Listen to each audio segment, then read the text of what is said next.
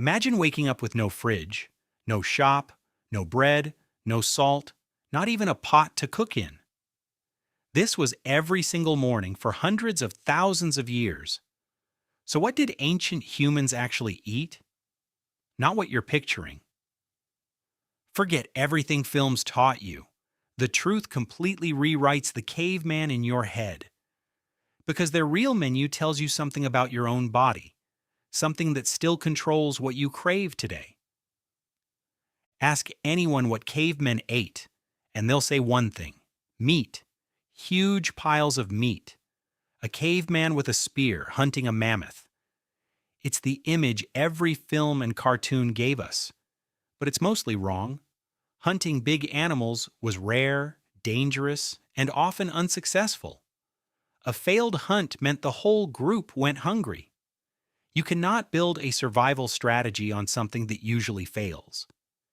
Big game hunting is thrilling. It is not reliable. And an empty stomach does not care how brave you were. So the real answer is much less dramatic and far more interesting. To find it, scientists look at three things: ancient teeth, ancient bones, and modern hunter-gatherers. Teeth are the best evidence we have. Their wear patterns show plant grinding, not just meat tearing. And plant residue is still stuck in ancient tooth plaque. The evidence is literally written in their mouths. Most of what ancient humans ate came from plants, roots, tubers, seeds, nuts, berries, leaves, boring, unglamorous, and absolutely essential.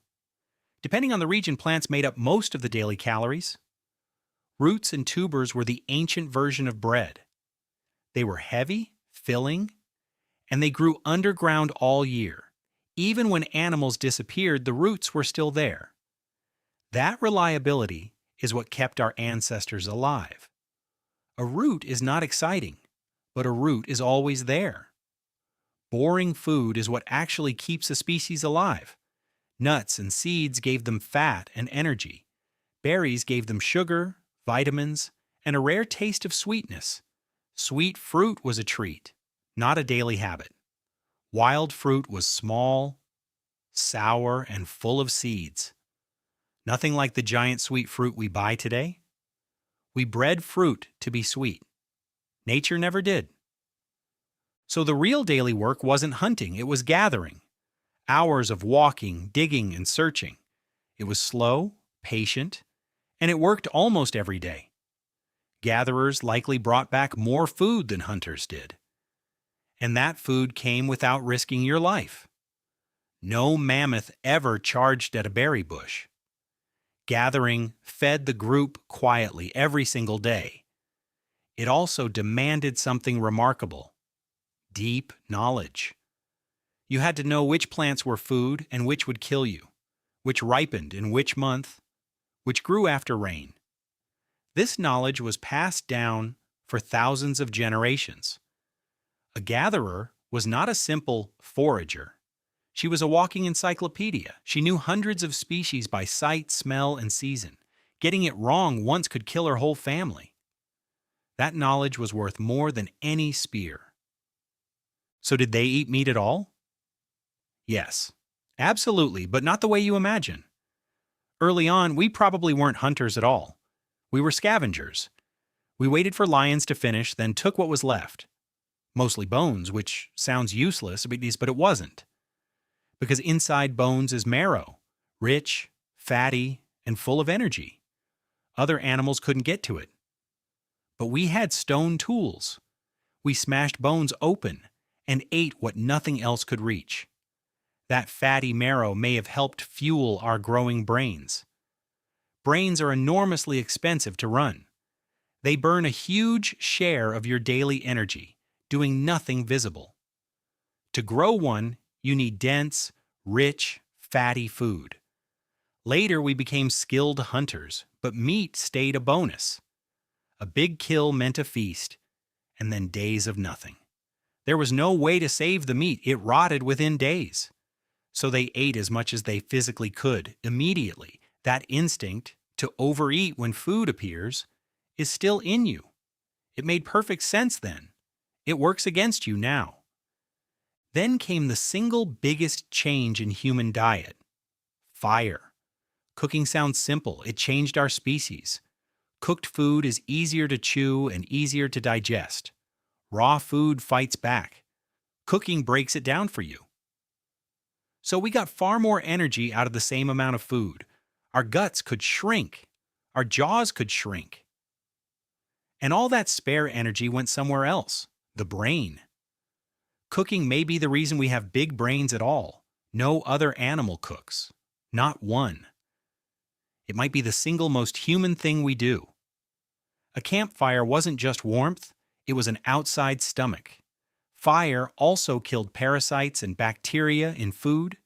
It made dangerous food safe to eat. It unlocked foods our bodies simply could not handle raw. Suddenly, the world had far more food in it. Now here's the part we forget. Ancient humans could not store food. Nothing kept. Everything rotted. So their diet changed completely with the seasons. Spring meant fresh shoots and green leaves. Summer meant fruit, berries, and abundance. Autumn meant nuts and seeds, the fattening season, and winter meant survival. Hunger wasn't unusual, it was a normal part of the year. They expected to be hungry the way you expect rain. Their bodies learned to hold on to fat because famine always came back. That instinct never left us. It's still inside you today.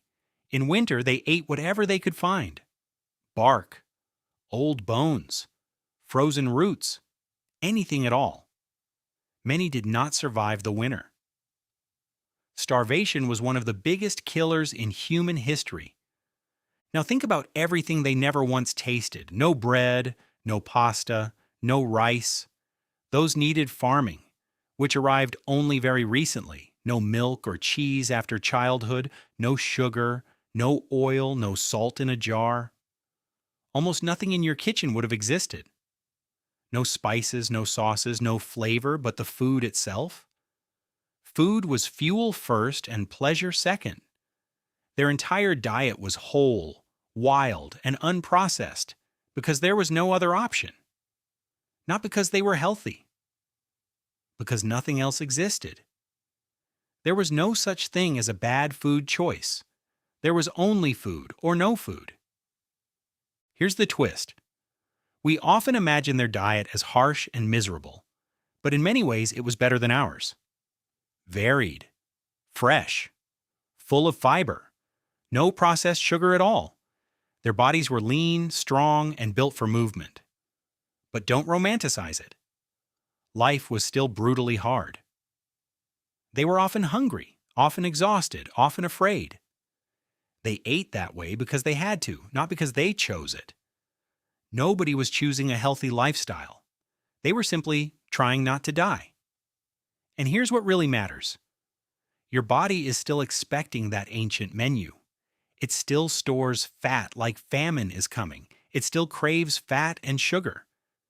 Because for almost all of human history, it was. You are living in the only era where food is always there. For 300,000 years, hunger was normal and food was uncertain. In the last 100 years, that flipped completely. Your genes have not caught up. They never got the message. Your body has no idea. It's still preparing for winter. Every craving you fight is an ancient instinct doing its job. It kept your ancestors alive. It just doesn't know the famine ended. Every meal you eat today would have been an unimaginable miracle to them. Subscribe. We dig up one piece of the ancient human story every video.